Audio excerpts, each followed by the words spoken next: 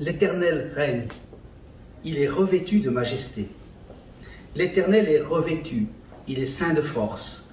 Aussi le monde est ferme, il ne chancelle pas. Ton trône est établi dès les temps anciens. Tu existes de toute éternité. Les fleuves élèvent, ô Éternel, les fleuves élèvent leur voix. Les fleuves élèvent leurs ondes retentissantes. Plus que la voix des grandes, des puissantes eaux, des flots impétueux de la mer, l'Éternel est puissant dans les lieux célestes. Tes témoignages sont entièrement véritables. La sainteté convient à ta maison, ô Éternel, pour toute la durée des temps. Voilà un psaume qui souligne l'éternité de notre Dieu, qui souligne le fait qu'il est immutable, qu'il est transcendant. Et c'est vrai que la traduction française du mot Dieu que les Juifs ne prononçaient pas quand ils arrivaient à un psaume comme celui-ci, où le mot Dieu était inscrit dans les lettres, les consonantes de l'alphabet grec, eh bien les Juifs ne le prononçaient pas. Et les copistes se lavaient même avant de réécrire ce mot-là. C'est vrai que dans la traduction française, l'Éternel, cela nous donne cette compréhension de ce Dieu qui transcende le temps, de ce Dieu qui est ferme, immutable pour la durée des temps. C'est ce Dieu dans lequel nous pouvons nous confier parce que lui ne change pas. Les situations, les circonstances changent, mais lui ne change pas. Vraiment, nous sommes heureux de nous retrouver à nouveau aujourd'hui dans cette diffusion en enregistrement, toujours, bien sûr. Nous ne pouvons plus nous retrouver pour quelques semaines encore, probablement dans le lieu où nous sommes, dans ce lieu de l'église, de l'EPED. Et je voudrais saluer toutes les personnes qui nous regardent aujourd'hui. Je voudrais saluer les frères et sœurs de l'église, que vraiment que le Seigneur vous fortifie, vous bénisse, et saluer les autres personnes qui nous regardent également aujourd'hui. Nous avons un Dieu qui est un Dieu puissant. Nous avons un Dieu qui est un Dieu véritable. Nous avons le seul et vrai Dieu qui peut nous aider, parce qu'il connaît les temps, parce qu'il connaît le passé, il connaît le présent, mais il connaît aussi le futur. Et nous sommes en lui, en Jésus-Christ. Je voudrais vous inviter à m'accompagner dans une prière pour commencer et continuer ce temps de louange et d'adoration aujourd'hui à l'EPED. Merci au Dieu pour ta grâce. Merci au Dieu pour ta bienveillance. Merci au Dieu parce que tu te présentes à nous comme ce Dieu éternel qui a créé les cieux et la terre, qui a créé toutes choses, qui connaît toutes choses. Ô Dieu, nous voulons nous en remettre pleinement à toi, Seigneur, et nous voulons t'adorer, nous voulons te louer, nous voulons proclamer ta grandeur, nous voulons proclamer ton éternité. Nous voulons, ô Dieu, venir devant toi, Seigneur, avec cette pleine certitude que tu es celui qui prend soin de nous. Bénis donc ce culte, Seigneur. Bénis ce temps d'adoration, bénis ce temps d'apprentissage, ce temps de renouvellement et d'encouragement à vivre dans la foi, à vivre pour toi et à recevoir de toi les bénédictions que tu as préparées d'avance pour ceux qui t'aiment. Merci, ô Dieu, pour ta grâce. Dans le nom de Jésus-Christ. Amen.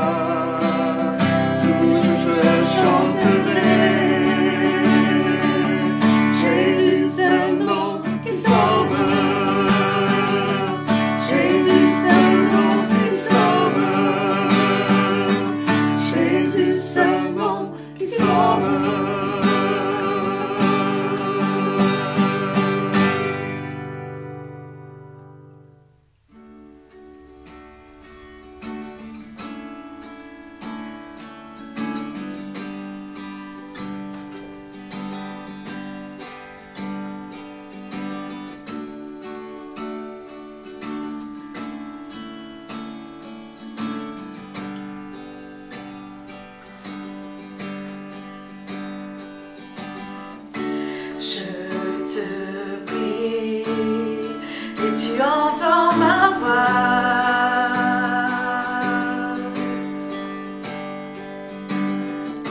je fléchis les genoux devant toi.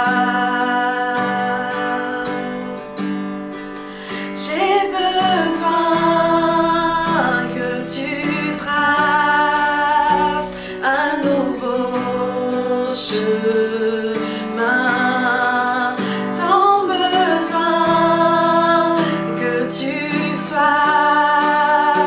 Mon puissant soutien, tu es ma source, tu es mon bien. Quand je me perds, tu prends ma main, tu me relèves de la poussière dans le désert.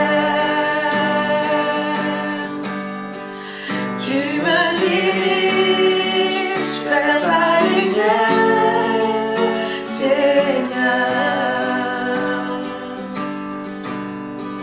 Tu es mon Père, tu restes Dieu dans mon désert.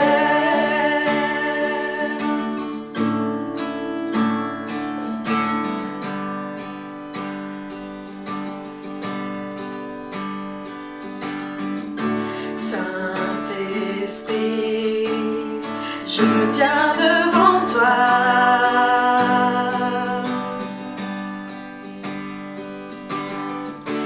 À l'abri, dans le creux de tes bras,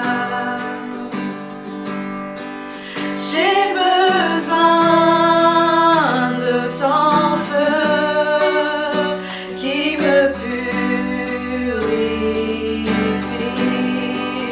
Tant besoin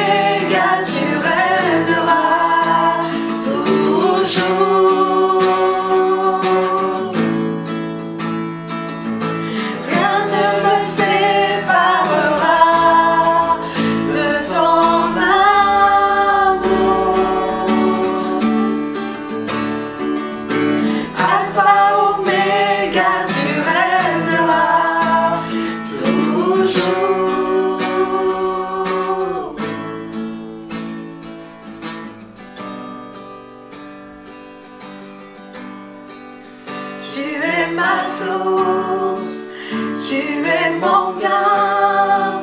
Quand je me perds, tu prends ma main, tu me relèves de la poussière dans le désert.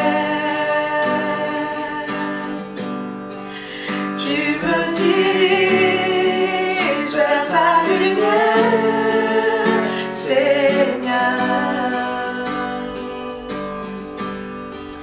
Tu es mon Père, tu restes Dieu dans mon désert. Tu es mon Père, tu restes Dieu dans mon désert.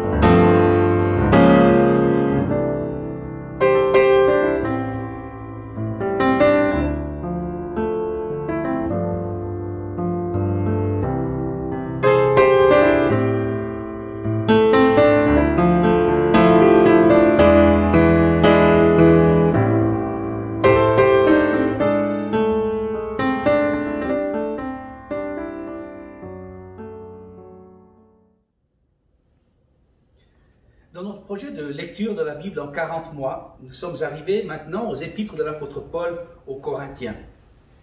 Aujourd'hui et dans les semaines et les mois à venir, nous allons introduire dimanche après dimanche ces épîtres de Paul, puis les épîtres universelles, car c'est vrai que du fait de la grandeur limitée de ces épîtres, eh bien nous allons introduire et lire plusieurs épîtres par mois. La semaine dernière, nous avons suivi l'apôtre Paul justement quand il était lors de son deuxième voyage missionnaire, lors de la fondation et de son séjour durant 1 an et demi dans la ville de Corinthe.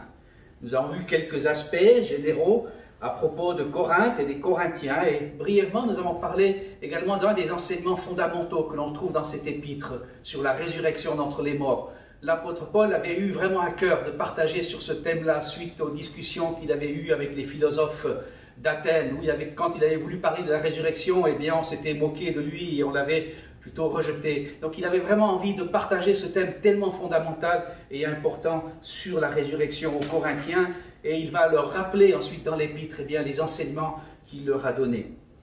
Aujourd'hui, donc, introduction 1 et 2 Corinthiens. Alors, petit rappel par rapport à la ville de Corinthe. Nous avons dit donc la ville de Corinthe était une ville grecque située sur un isthme étroit rattachant le Péloponnèse, donc la péninsule au sud de la Grèce, avec la partie principale de la Grèce où se trouve entre autres la capitale Athènes, qui se trouve seulement à 90 km au nord de Corinthe. On avait vu qu'à l'époque de Paul, cette ville comptait entre 700 et 800 000 habitants, et on dit qu'il y avait au moins 400 000 esclaves. Et c'est vrai que cette situation a beaucoup changé aujourd'hui. La ville de Corinthe existe toujours, mais il n'y a plus que 29 à 30 000 habitants actuellement dans cette ville. On avait vu que c'était une ville profane, idolâtre, mais on dit aussi que c'était une ville cultivée. Et non seulement donc c'était une ville où on disait qu'un Corinthien, on pouvait dire un Corinthien pour parler de quelqu'un qui était débauché, mais on disait aussi parler comme à Corinthe. C'est-à-dire avec précision, avec beauté, avec élégance. Les écoles de philosophes et d'artistes y étaient florissantes. C'était donc une ville de contraste, une ville riche, une ville de luxe, de luxure, où tous les cultes païens étaient représentés, mais donc aussi une ville de grande culture. Corinthe, quelque part, ressemble bien à nos grandes capitales occidentales, à nos grandes métropoles, en particulier une ville comme la nôtre, la ville de Paris. L'Église donc a été fondée, on le voit dans le livre des Actes au chapitre 18, par l'apôtre Paul, vers les ans 50-52, lors de son deuxième voyage missionnaire. Il va donc y rester 1 an et demi en prêchant l'Évangile et en enseignant la parole de Dieu, puis il embarquera pour Éphèse pour y rester quelques jours et ensuite retournera à Antioche où il va rester quelques temps. De là, il va repartir pour Éphèse lors de son 3e voyage missionnaire. Et c'est au cours de ce 3e voyage, depuis la ville d'Éphèse, où il va rester pendant 2 ans, qu'il écrira cette première épître aux Corinthiens. C'est depuis là également qu'il va envoyer cette épître. On est pratiquement dans les années 55 à 56 après Jésus-Christ. Dans cette première épître, Paul va en quelque sorte résumer l'enseignement qu'il leur a déjà prodigué, puis répondre à un certain nombre de questions pratiques que les Corinthiens vont lui poser, en particulier sur les questions de comportement éthique dans la société et sur les relations et l'exercice des dons spirituels dans l'Église. Il y a beaucoup de thèmes qui vont être développés dans cette épître aux Corinthiens, dans cette première épître. Un auteur va dire « la diversité des sujets abordés » fait de cette lettre la plus variée et la plus pratique de toutes les épîtres, celle qui nous permet d'entrer de plein pied dans la vie d'une Église du 1er siècle et de comprendre les problèmes qui se posaient aux jeunes chrétiens issus du paganisme. Donc, après les premières salutations d'usage, chapitre 1, versets 1 à 9, l'apôtre Paul rentre tout de suite dans le vif du sujet, avec une série d'appels face à des désordres qu'on lui a signalés par des frères et sœurs de l'église de Corinthe, en particulier, il nous dit, par des gens de Chloé. On trouve cela à 1 Corinthiens, chapitre 1, versets 10 et 11, que je vais lire. Il nous dit ainsi, « Je vous exhorte, frères, par le nom de notre Seigneur Jésus-Christ, à tenir tous un même langage, à ne point avoir de division parmi vous, mais à être parfaitement unis dans un même esprit et dans un même sentiment. Car mes frères, j'ai appris à votre sujet par les gens de Chloé qu'il y a des rivalités au milieu de vous. Et donc c'est vrai que l'apôtre Paul les appelle donc premièrement à maintenir et rechercher l'unité entre eux. Cela est tellement important. Il y avait des divisions sur des compréhensions d'aspects mineurs. Et l'apôtre Paul va leur dire, il y a des aspects fondamentaux sur lesquels il faut vraiment être ensemble, être unis. Et c'est tellement important dans une église d'avoir les aspects principaux et que nous puissions être en unité. Cette épître aux Corinthiens, eh bien, va tendre à cela. L'apôtre Paul va diriger ses messages pour leur rappeler ce qu'il leur a enseigné, leur dire surtout, par-dessus toute chose, les aspects mineurs, débattez-les, parlez-en, trouvez la bonne interprétation, recherchez la bonne application, mais surtout restez unis, ensemble, en Christ, dans les choses fondamentales et principales. Donc il va leur dire, recherchez pour cela aussi la sagesse de Dieu, la sagesse qui vient de Dieu. Essayez de comprendre ce qu'est véritablement la véritable spiritualité. Il leur dit par exemple à la fin de cette première partie, au chapitre 3, au verset 16, au verset 23, il va leur dire ceci. Ne savez-vous pas que vous êtes le temple de Dieu et que l'Esprit de Dieu habite en vous? Si quelqu'un détruit le temple de Dieu, Dieu le détruira, car le temple de Dieu est saint et c'est ce que vous êtes. Que nul ne s'abuse lui-même. Si quelqu'un parmi vous pense être sage selon ce siècle, qu'il devienne fou afin de devenir sage, car la sagesse de ce monde est une folie devant Dieu. Aussi est-il écrit, il prend les sages dans leur ruse, et encore, le Seigneur connaît les pensées des sages, il sait qu'elles sont vaines. Que personne donc ne mette sa gloire dans des hommes, car tout est à vous, soit Paul, soit Apollos, soit Céphas, soit le monde, soit la vie, soit la mort, soit les choses présentes, soit les choses à venir. Tout est à vous, et vous êtes à Christ, et Christ est à Dieu. Voilà ce qu'il va déjà leur dire. Recherchez la sagesse qui vient d'en haut. Ne recherchez pas à diviser les hommes entre eux par rapport à ce qu'ils ont pu dire une chose ou une autre. Ne pensez pas que vous savez plus que l'autre. Soyez à l'écoute les uns des autres et recherchez ce qui va glorifier Dieu par-dessus toute chose. Voilà la vraie spiritualité que vous devez choisir. Bien sûr, il ne faut pas se laisser aller à tout vent de doctrine. Ça, il l'expliquera aussi dans cette épître et il le redira ensuite dans les autres épîtres, en particulier l'épître aux Éphésiens. Concentrez-vous sur la vraie doctrine, mais ne vous disputez pas sur des choses qui sont où on peut débattre, où on peut discuter, où on peut trouver des différences de sentiments, des différences de sensibilité. Alors voilà pour cette première partie. Et puis la deuxième partie qui va donc à partir du chapitre 4 au verset 1, eh bien il va les appeler dans cette partie-là à rejeter toute forme d'immoralité, toute forme d'inconduite.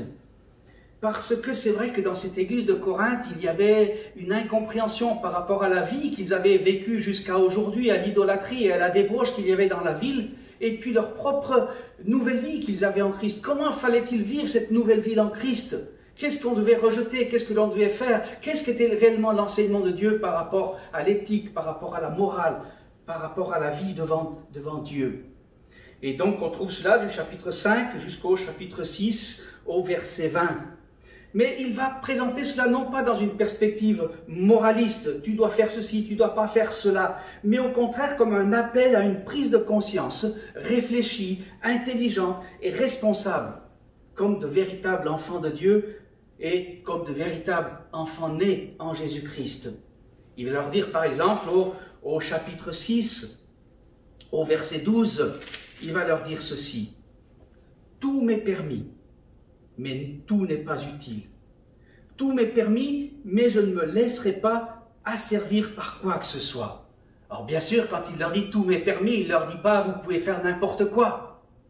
Il leur dit « mais nous avons la liberté de vivre dans l'obéissance de ce que Dieu nous enseigne comme étant ce qui est bon, vrai et juste de pratiquer. » On n'est pas sous des dogmes de « fais pas ci ou fais pas ça ». Mais on est dans la liberté glorieuse des enfants de Dieu qui savent par l'Esprit de Dieu et par la parole révélée ce qui est bon et bien de vivre et de faire.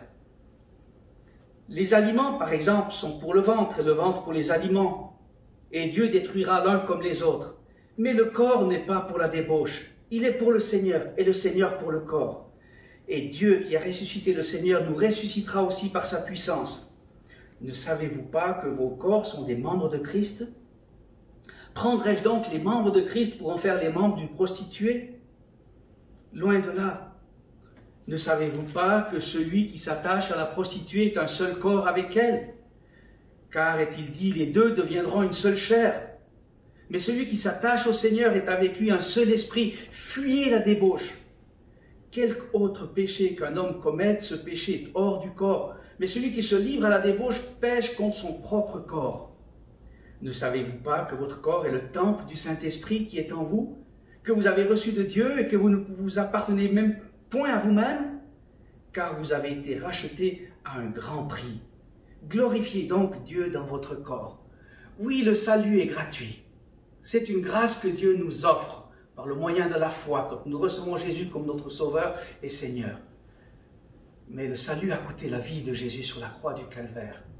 Et c'est vrai qu'à Corinthe, il y avait ce qu'on appelait la débauche ou la prostitution sacrée dans des temples dédiés à Aphrodite. Mais ne confondons pas, la véritable spiritualité, c'est une vie de sainteté, qui n'a rien à voir avec ces pratiques païennes qui sont autour de vous. Et c'est pareil pour nous aujourd'hui.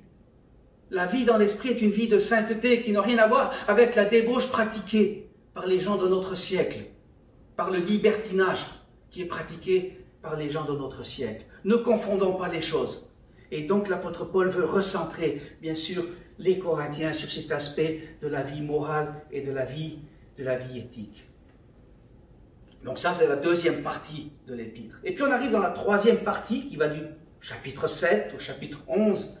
Et là, il va répondre à leurs questions sur des thèmes de vie dans la société qui étaient la leur en ce temps-là. Il va leur parler du mariage et du célibat, de l'idolâtrie et de la relation entre les hommes et les femmes. Et il commence justement cette partie, chapitre 7, en disant ceci, verset 1.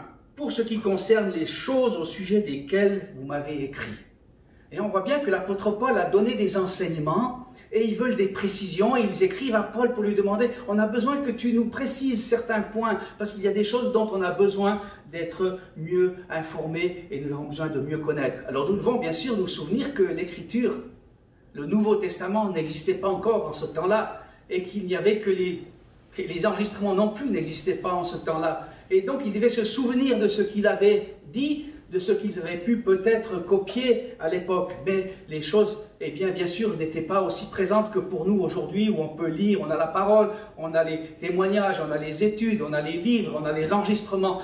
Ceci n'existait pas en ce temps-là. Alors cette partie de l'épître est peut-être une des parties les plus difficiles à interpréter, et quelque part même une des parties les plus difficiles à interpréter de tout le Nouveau Testament. Car il y a un mélange entre des normes applicables à toutes les époques et des normes très particulières de la vie en ce temps-là que l'on doit appliquer maintenant à notre époque et que les chrétiens ont dû appliquer à chaque époque dans laquelle ils ont vécu. Alors évidemment, c'est une partie qui demande un approfondissement et une étude sérieuse pour interpréter et appliquer correctement à nos jours ce que l'apôtre Paul écrit ici aux Corinthiens. Tout n'est pas à prendre de façon directe, mais on ne peut pas non plus tout reléguer à cette période de la vie au début du 1er siècle. Donc voilà par rapport à cette partie-là. Dans cette partie-là, eh bien, on va trouver aussi le fameux renseignement qu'on utilise souvent pour la Sainte Seine, au chapitre 11, et où il va nous dire, voilà ce que lui a reçu de Dieu, ce qu'il a reçu de Jésus par rapport à comment pratiquer la Sainte Seine, à vivre la Sainte Seine. Et en particulier, il va leur dire, faites attention de ne pas la prendre de façon indigne. Justement, reconnaissez la valeur de ce sacrifice de Jésus que nous vous annonçons et que nous célébrons, bien sûr en souvenir d'eux. Mais quand même, ce n'est pas anodin de participer de cette scène, parce qu'on se souvient de ce que Jésus a fait pour nous, et donc on ne peut pas la prendre de façon indigne. Il faut d'abord que l'on s'examine pour voir si réellement on est en harmonie avec les préceptes de Dieu dans notre vie, si on vit réellement en harmonie avec Dieu et avec ce que Jésus a enseigné. Donc voilà pour ce chapitre 11. Donc il va terminer cette partie-là avec le chapitre 11 et avec ses avertissements par rapport à la Sainte Seine. Et puis on arrive donc à la quatrième partie de cet épître, chapitre 12 à 14. Et dans cette partie, eh bien, il va également répondre à des questions posées par les Corinthiens. Et là, il va aborder le thème des dons et des manifestations de l'Esprit Saint. Alors à nouveau, bien sûr, nous avons affaire à une thématique qui demande une réflexion sérieuse et approfondie. Nous avons besoin d'étudier sérieusement et à fond et de prendre du temps pour méditer dans ces paroles parce il peut y avoir aussi des divergences d'interprétation et de compréhension.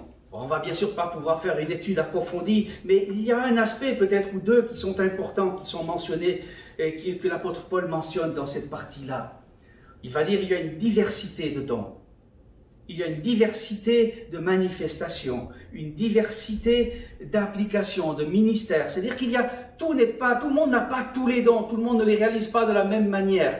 Dieu intervient, Dieu agit. Et en plus au verset 7, chapitre 12, il va dire « Or à chacun la manifestation de l'Esprit est donnée pour l'utilité commune. » Et il va dire voilà l'aspect principal. Différents dons, différents ministères, différentes façons de les appliquer dans chaque personne en fonction de ses propres talents, de ses propres capacités, de son propre appel de Dieu. Mais ce qui est important, pourquoi est-ce que j'ai un don? À quoi me sert le don ou le talent que Dieu m'a donné? Pour moi-même? Pour me glorifier moi-même? Ou pour l'utilité commune? Voilà la question que l'on doit se poser par rapport au don, avant de chercher quel don, ou d'où, comment, quand, etc. Est-ce que le don que j'ai reçu est pour l'utilité commune ou il est simplement pour moi-même? On doit mettre au service des autres et de l'Église les dons que nous avons reçus. C'est ce que l'apôtre Pierre dira également. Et puis il y a des dons un peu plus particuliers auxquels il faut être prudent, faire attention. On pense parfois que tout le monde doit avoir un don, ou que ce don serait la manifestation réellement qu'on a l'Esprit de Dieu. Et l'apôtre Paul ne nous dit pas cela. Il dit qu'il y a des dons qui sont plus importants et des autres qui sont moins importants et que souvent on met en avant les dons qui sont les moins importants parce qu'ils ont des manifestations un peu extraordinaires. Mais l'apôtre Paul nous dit le plus important ce n'est pas le fait extraordinaire du don, mais est-ce qu'il est utile? Utile pour mes frères, utile pour mes sœurs. Voilà la question importante et vous allez lire bien sûr chapitre 12, tout cela. Et l'autre aspect important qu'il veut souligner dans les dons, c'est l'importance du corps justement, qui va un peu dans le même sens. On n'a pas le don pour soi-même, mais pour qu'il soit utile pour les autres, pour le corps. Et le corps, il doit être uni. Il doit être dirigé par la tête qui est Jésus-Christ. Mais il va donner des personnes qui vont donner aussi, à qui il va donner des dons et des ministères particuliers pour édifier le corps, pour que l'on soit unis, pour qu'on aille tous dans la même direction, pour que chacun n'aille pas dans une direction ou dans une autre, et pour que l'on comprenne que tout seul on ne peut rien faire, qu'on a besoin de chaque personne, de chaque partie du corps, comme un corps a besoin de chaque élément qui le compose. Donc voilà, chapitre 12, ce que l'apôtre Paul va partager en particulier par rapport à ces dons. Et puis bien sûr, dans cette même partie, il va mentionner l'importance de l'amour. Maintenant donc, ces trois choses demeurent, la foi, l'espérance et l'amour. Mais la plus grande de ces choses, c'est l'amour. Et dans ce passage, donc, par rapport aux dons et par rapport au corps et par rapport à l'utilité commune que l'on doit rechercher pour ces dons, eh bien, il va donner ce texte qui est un des plus beaux textes qu'on utilise bien sûr pour les mariages, mais là, il n'a pas été donné pour le mariage, il a été donné pour la vie dans le cadre de l'Église. L'amour est patient, il est plein de bonté, l'amour n'est point envieux, l'amour ne se vante point, il ne s'enfle point d'orgueil, il ne fait rien de malhonnête, il ne cherche point son intérêt, il ne s'irrite point, il ne soupçonne point le mal, il ne se réjouit point de l'injustice, mais il se réjouit de la vérité. Il excuse tout, il croit tout, il espère tout. L'amour ne périt jamais. Les prophéties seront abolies, les langues cesseront, la connaissance sera abolie, car nous connaissons en partie et nous prophétisons en partie. Mais quand ce qui est parfait sera venu, ce qui est partiel sera aboli. Voilà ce message sur l'amour, cet amour agapé, cet amour qui provient de Dieu, cet amour que nous sommes appelés à développer dans la vie de l'Église, mais aussi dans notre vie personnelle, dans notre vie de famille, dans le monde dans lequel nous nous trouvons. Nous avons ce témoignage à donner à ce monde qu'il y a un véritable amour, qui n'est pas l'amour comme le monde le voit aujourd'hui, mais qui est cet amour altruiste, cet amour qui vient de Dieu, cet amour qui proclame l'amour de Dieu manifesté en Jésus-Christ, qui lui s'est donné pour nous, pour que nous puissions avoir la vie. Alors voilà pour cette quatrième partie, et puis on arrive à la cinquième partie, et puis jusqu'à la fin, donc jusqu'à l'épilogue, chapitres 15 et 16, où il va donc terminer cet épître avec cette démonstration magistrale sur la réalité, la nécessité et la transcendance de la résurrection dont nous avons parlé la semaine dernière, et puis il terminera par quelques recommandations au chapitre 16. Alors voilà pour la première épître. J'espère que vous aurez vraiment à cœur de la lire, de la méditer, de prendre du temps pour la lire et pour réfléchir sur ce qui y est écrit. Et puis la deuxième épître, aux Corinthiens, que nous allons introduire encore aujourd'hui. Et dans cette deuxième épître, l'apôtre Paul va parler aux Corinthiens d'une façon un peu différente. C'est une épître avec un caractère plus personnel. Et même plus personnel que la majorité de ces autres épîtres qu'il va écrire. Paul va y dévoiler ses sentiments et ses luttes dans l'exercice de son ministère. Il va répondre aux critiques et aux attaques de quelques membres de l'église de Corinthe et va revendiquer l'authenticité et ses véritables intentions dans l'exercice de son apostolat, en particulier parmi eux à Corinthe. On dit que l'épître est écrite comme une lettre et qu'elle n'aurait pas la structure logique d'une argumentation théologique, comme par exemple l'épître aux Romains. Mais ce n'est pas vraiment ainsi non plus, car même dans un écrit comme celui-ci, l'apôtre Paul veut continuer d'enseigner. Un auteur va dire ceci. Dans une première partie de cet épître, Paul explique les changements intervenus dans ses plans de voyage dans le passé. Il veut justifier sa conduite mal comprise et calomniée en écartant les malentendus et en exaltant son ministère. Chapitres 1 à 7. Dans la seconde partie, il explique que ce qu'il est en train de faire et cherche, c'est assurer le succès de la collecte qui lui tient à cœur pour les besoins de l'Église à Jérusalem, chapitres 8 et 9. Enfin, dans les chapitres 10 à 13, il annonce aux Corinthiens ce qu'il se propose de faire lors de son prochain séjour parmi eux. Ainsi, éclairer le passé, le présent et l'avenir de son ministère, voilà le but de cette lettre, le fil qui en traverse la trame et en unit étroitement les trois grandes parties. Le squelette donc de l'épître est donc l'itinéraire de Paul dans ses relations avec les Corinthiens, entre autres pourquoi ses plans ont changé, mais le but, lui, n'a pas changé. Et donc il va préparer sa visite prochaine, préparer son voyage à Jérusalem avec la collecte, donc destinée au sein de cette ville, revendiquer l'authenticité de son ministère apostolique malgré les difficultés et les afflictions. Et il va même dire que ces difficultés et afflictions que les Corinthiens prenaient pour, quelque part, pour dire qu'ils n'étaient pas vraiment choisis de Dieu s'il avait des difficultés et des afflictions. Il dit, si tu es vraiment un apôtre de Dieu, lui disaient les Corinthiens, tu n'es pas vraiment appelé par Dieu. Tout devrait te réussir à toi qui es l'apôtre de Dieu. Et l'apôtre Paul leur dit, non, c'est exactement le contraire. On vit dans un monde qui est opposé à Dieu.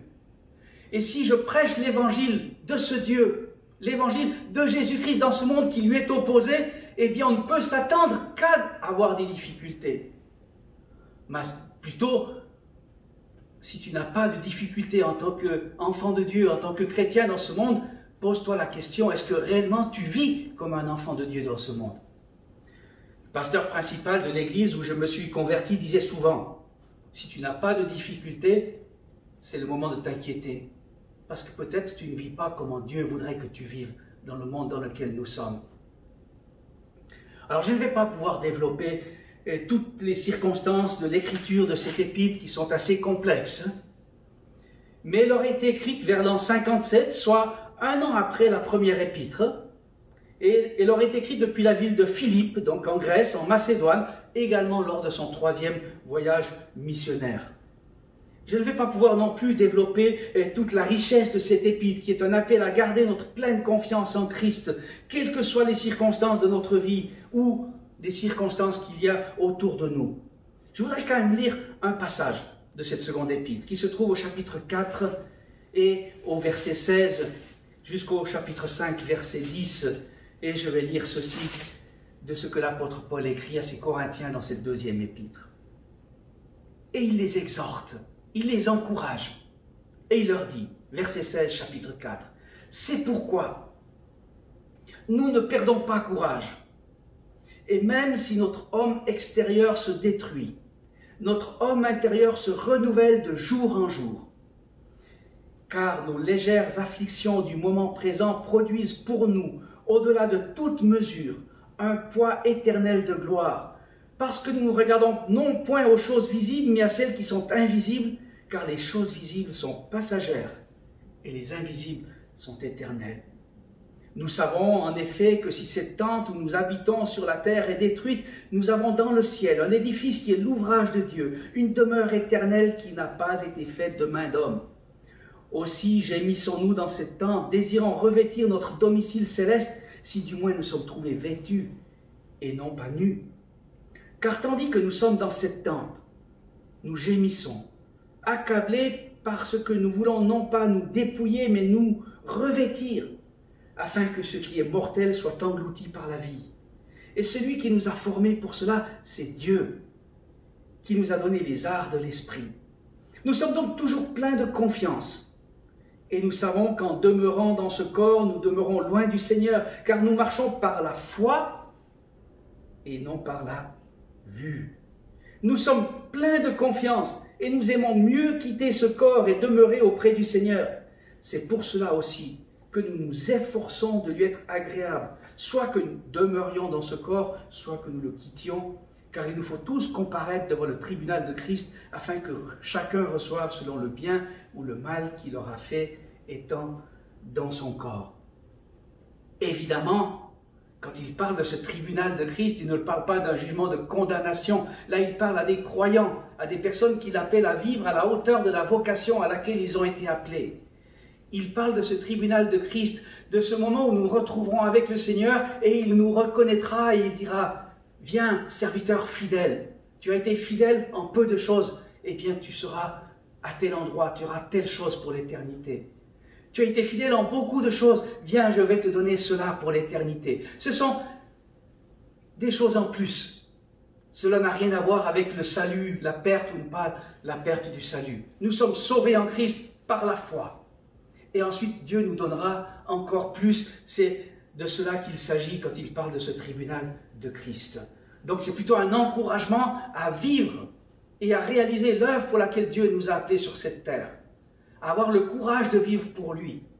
À ne pas regarder aux choses qui passent, parce qu'on pourrait perdre la foi en regardant les choses qui se passent. Et d'autant plus aujourd'hui, quand on voit ce qui se passe et les situations auxquelles nous sommes confrontés. On pourrait dire, ah, je suis enfant de Dieu, donc cette pandémie ne va pas m'atteindre, cette maladie ne va pas m'atteindre. Mais on voit bien que des milliers de chrétiens sont aussi atteints et que nous devons aussi être prudents. Nous devons être prudents autant que les autres. Dieu peut nous protéger, Dieu veut nous protéger.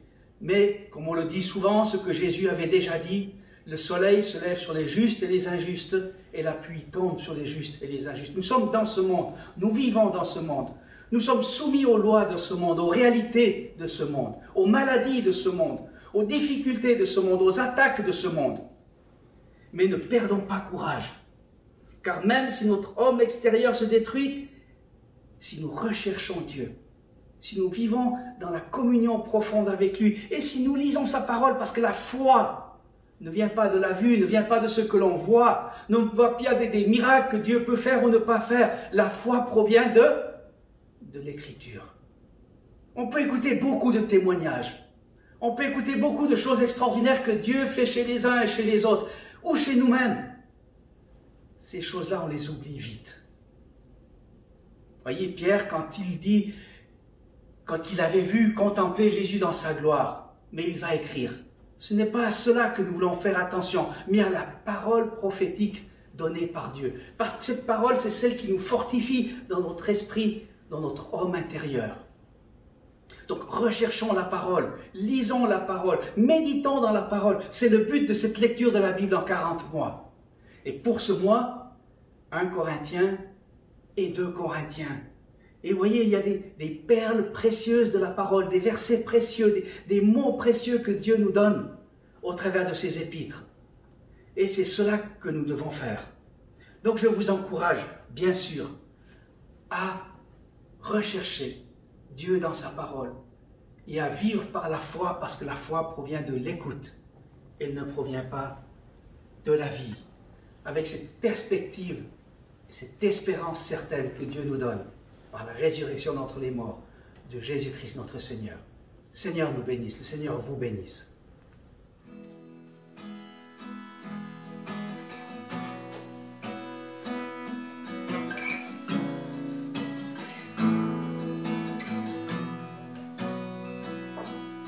Seigneur, à quel ordre irions-nous qu'à toi? Tu as les paroles de la vie éternelle, et nous avons cru, et nous avons connu que tu es le Christ, le Fils du Dieu vivant.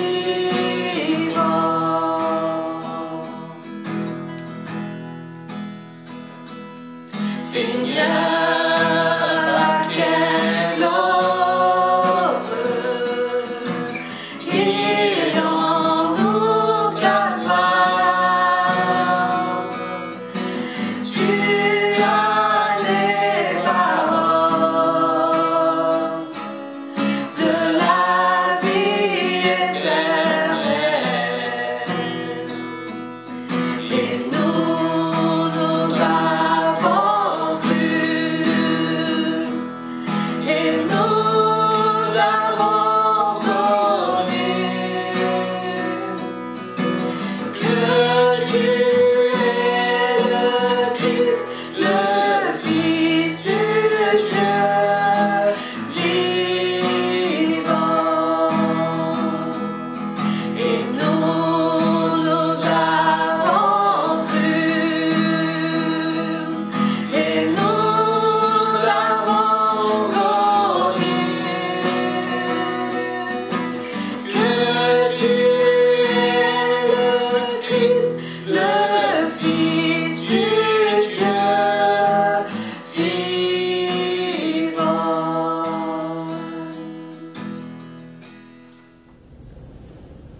Nous arrivons donc à la fin de la diffusion de ce culte préenregistré de différentes manières et nous nous réjouissons de pouvoir bien sûr continuer de diffuser nos cultes, de continuer de célébrer ensemble, même si nous sommes à distance, même si nous ne sommes pas ensemble dans la salle. Et nous avons continué également durant la semaine de nous réunir, bien sûr pas de façon physique, mais au travers des moyens de communication dans les différents CEP où nous avons pu nous connecter par nos téléphones ou par nos ordinateurs dans les différents CEP auxquels nous participons. Il y a possibilité pour d'autres, bien sûr, de pouvoir s'inscrire aussi dans les CEP. Il y a différents horaires, différents jours. Certains groupes se réunissent le samedi, d'autres le dimanche, d'autres le mercredi.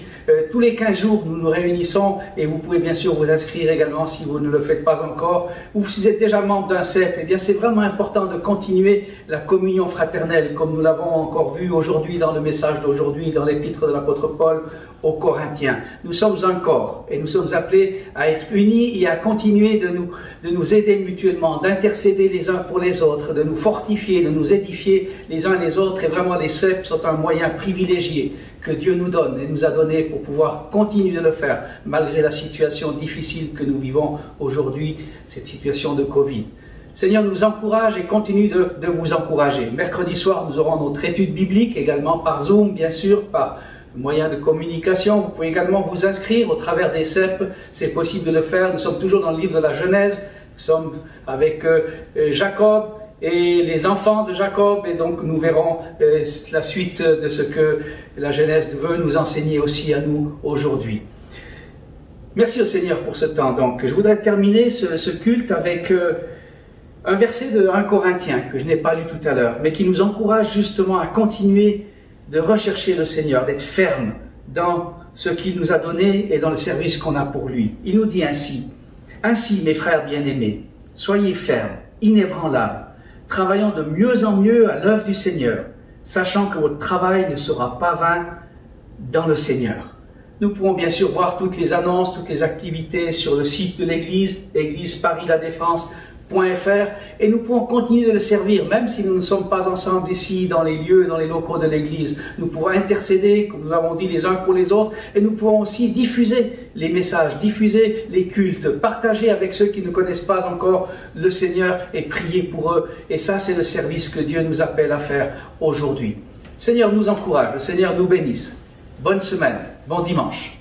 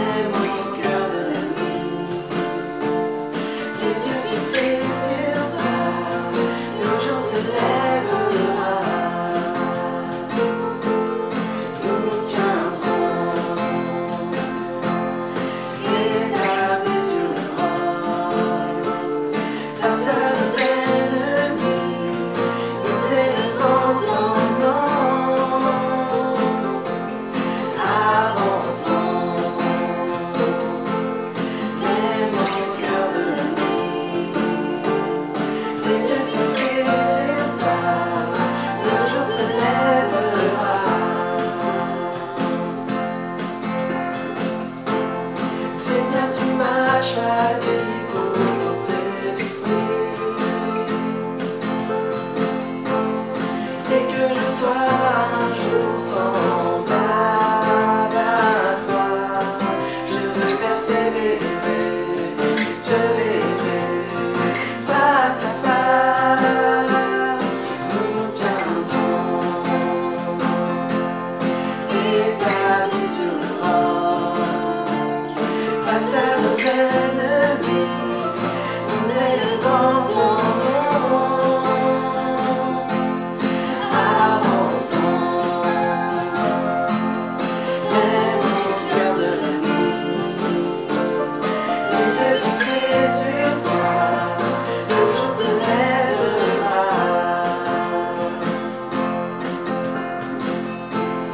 Seigneur, tu nous